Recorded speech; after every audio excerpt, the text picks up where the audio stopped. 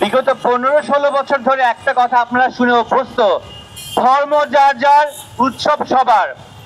আমার প্রশ্ন হচ্ছে, যদি ধর্ম যার যার, উৎসব সবার হয়ে থাকে, তাহলে ঘুরে ফিরে কেন কেন কোরআন শরীফকে বেছে নেওয়া হচ্ছে? কেন কোরআন শরীফকে বেছে নেওয়া হচ্ছে অবমাননা করার জন্য?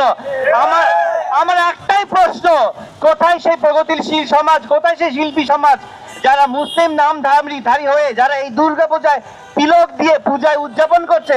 কোথায় আজকে তারা? এই যে কোরআনকে অবমাননা করা হচ্ছে, তারা কেউ তাদের কোনো ফেসবুকে, রাস্তায় ব্যানার নিয়ে কোথাও তাদেরকে কেন পাওয়া যায় না? তার মানে কি আমরা ধরে নিতে পারি তারা আসলে হচ্ছে কি ভারতীয় হিন্দুকামী একটা রাষ্ট্র পরিণত করতে চায়? এই রকম আর করতে দেয়া যাবে না। কেন বারবার, কেন আমার ইসলাম অপমানিত হবে এই রাজপথে? কেন? আপনাদের কাছে আমার প্রশ্ন, আমাদেরকে দাঁড়িয়ে কেন শুধু শুধু আমাদেরকে হুজুর হতে হবে? কেন আমি মাথায় টুপি দিয়ে বললে আমার ধর্ম জায়েজ হবে? কেন আমি আমার ধর্ম প্রতিষ্ঠা করতে এই রাজপথে কেন আমাকে চিৎকার করতে হবে? কেন কেন গভর্নমেন্টের সেই আইনের ব্যবস্থা থাকবে না যাতে করে আমার ধর্ম প্রতিষ্ঠিত হবে অন্য সব ধর্মের সাথে? কথায় কথায় হিন্দুদেরকে এই যে আমরা সাপোর্ট দিচ্ছি, আমার ব্যক্তিগতভাবে হিন্দু ধর্ম নিয়ে কোনো ধর্মের প্রতি আমার কোনো বিদ্বেষ নেই, তবে কেন এইরকম একটা উচ্চমানের ইউনিভার্সিটিতে এই যে হিন্দু ছেলেটা অপূর্ব পাল, সেখানে আমার কোরআনকে এইভাবে অবমাননা করবে? তারপরেও তাকে কয়দিন পরে আপনারাই দেখবেন সে বহাল তবিয়তে আছে। আমি আপনাদেরকে একটা কথাই বলতে চাই, যদি আপনারা সত্যিকারের মুসলমান হয়ে থাকেন, যদি সত্যিকারে আপনারা কোরআনকে বিশ্বাস করে থাকেন, তবে আপনারা প্রতিবাদ করুন। এই দেশ আমার, সবার ধর্ম সবাইকে আমরা শ্রদ্ধা করবো, কেউ কারো ধর্মকে অবমাননা করবো না, হতে দেওয়া যাবে না এই বাংলায়। সর্বোপরি আমরা যদি একজন হিন্দুকে শ্রদ্ধা করি, হিন্দু কেন আমাকে শ্রদ্ধা করবে না? করতে বাধ্য। ঠিক ঠিক কিনা বলেন? আপনি আপনার ধর্ম করেন, আমি আমার ধর্ম করি। আমি তো আপনার ধর্মকে আজ পর্যন্ত বাংলার মাটিতে কোন হুজুরকে দেখেছেন তাদের গীতাকে, তাদের বাইবেলকে অবমাননা করতে? একটি নজির নাই। তাহলে কেন কেন আমার ধর্মের কোরআনকে, সর্বোচ্চ কোরআন শরীফকে কেন অবমাননা করা হবে? আপনাদের কাছে আমরা এই প্রশ্ন, কোথায় সেই সুশীল সমাজ যারা তিলকাকে পূজা যায়? লাস্ট 3 দিন আগে পূজা শেষ হয়েছে। আপনারা কেউ বলতে পারবেন একটা শিল্পী, একটা প্রগতিশীল সমাজ, একটা টিচার যারা জাতির মাথা, তারা কেউ এটাকে প্রতিবাদ জানিয়েছে? আমরা বাংলাদেশের মানুষ সাম্প্রদায়িক সম্প্রীতিতে বিশ্বাসী, তাহলে কেন বাংলাদেশের মাটিতে ইসলাম ধর্মকে অবমাননা করা হবে? কোরআন মাজিদে এর উপর পা রাখা হবে, এবং এটা যখন একজন ব্যক্তি করলেন তখন কি বলা হচ্ছে যে তার মানসিকভাবে সে অসুস্থ। সে যদি মানসিকভাবে অসুস্থ হয় তাহলে কিভাবে সে একজন বিশ্ববিদ্যালয়ের শিক্ষার্থী হয়? এবং সে যখন এই অবমাননা করলো, তখন আমরা এখন দেখতে পাচ্ছি যে এই ঘটনা যদি পুজোর কোনো মণ্ডপে সাধারণ কোনো ঘটনা দিয়ে হতো, তুচ্ছ থেকে তুচ্ছ ঘটনা, তাহলে এখানে বুদ্ধিজীবীদের মেলা বসে যেত।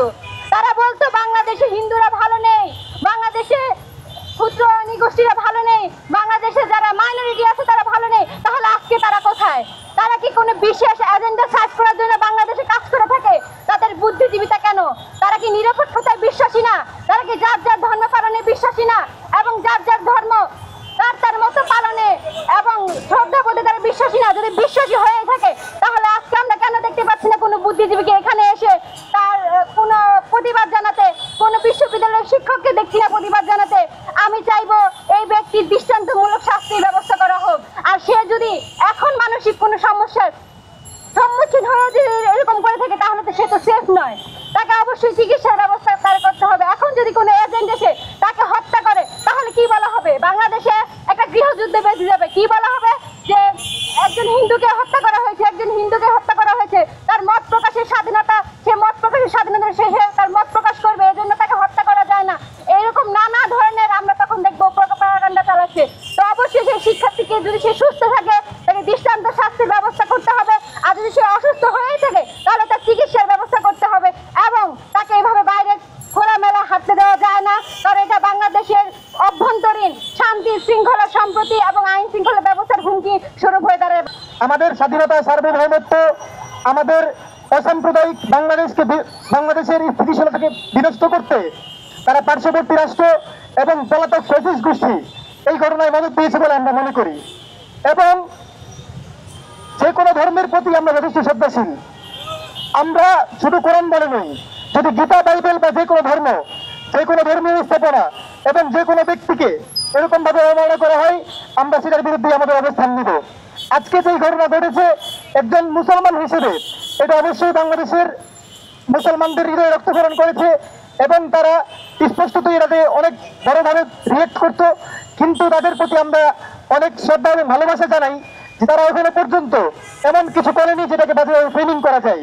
কিন্তু যদি সরকার এটার বিরুদ্ধে ব্যবস্থা না নেয় এবং তাকে যদি ছেড়ে দেওয়া হয়, এজেন্সির মাধ্যমে যদি তাকে হত্যা করা হয়, তাহলে এটার দায় চাপানো হয় বাংলাদেশের হুজুরদের উপর, তৌহিদি জনতার উপর। এবং নিশ্চিতভাবেই এই ঘটনার পিছনে পার্শ্ববর্তী রাষ্ট্র ভারত এবং পলাতক ফ্যাসিস্ট গোষ্ঠী আওয়ামী লীগের হাত রয়েছে বলে আমরা মনে করি, এবং যত দ্রুত সম্ভব এই ঘটনার স্পষ্ট তদন্ত করে তার বিচার নিশ্চিত করতে হবে এবং যদি সে অসুস্থ হয় তাহলে তার যথাযথ ব্যবস্থা গ্রহণ করতে হবে।